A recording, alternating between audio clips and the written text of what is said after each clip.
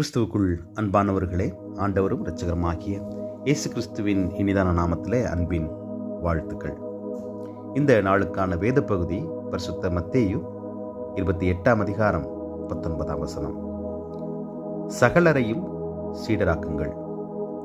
எனக்கு பிரியமானவர்களே, கிறிஸ்துவை குறித்த நற்செய்தியை அறிவிப்பது உலகத்தின் கடைசி பரியந்தம் கொண்டு செல்வது என்ற காரியம் ஒரு சிலர் நினைப்பது போல அது போதகர்கள், நற்செய்தியாளர்கள், மிஷனரிகள், தீர்க்கதரிசிகள் போன்றவர்களின் பணி மட்டுமல்ல.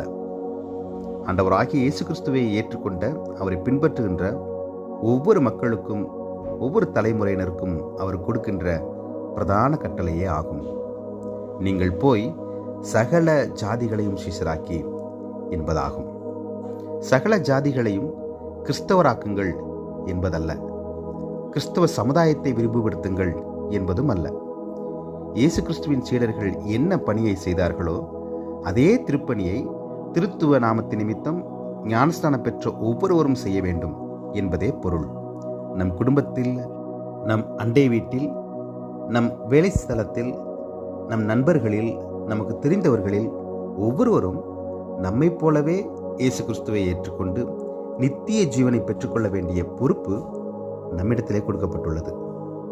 எனக்கு பிரியமானவர்களே, ஆத்துமாக்களே ஆண்டவருக்கு வேண்டுமே என்று ஜாதி, மதம், ஆண், பெண் என்ற பிரிவினைகளை அவர் என்று விரும்புவதே இல்லை. கிறிஸ்து நமக்கு கொடுத்த கட்டளையை நிறைவேற்ற நம்மை நாம் ஆயத்தப்படுத்திக் கொள்ள தேவன் தாமே இந்த நாளிலே இதனை கேட்டுக்கொண்டிருக்கிற ஒவ்வொருவருக்கும் கிருபை அளிப்பாராக. ஆண்டவர் நோக்கி பிரார்த்தனை செய்வோம். கிருபையுள்ள அன்பின் ஆண்டவரே, இந்த புதிய நாளுக்காய் நாங்கள் நன்றி செலுத்துகிறோம். தேவரீர், நீர் எங்களுக்கு கொடுத்த கட்டளையை நாங்கள் நிறைவேற்ற எங்களுக்கு கிருபை அளிப்பீராக.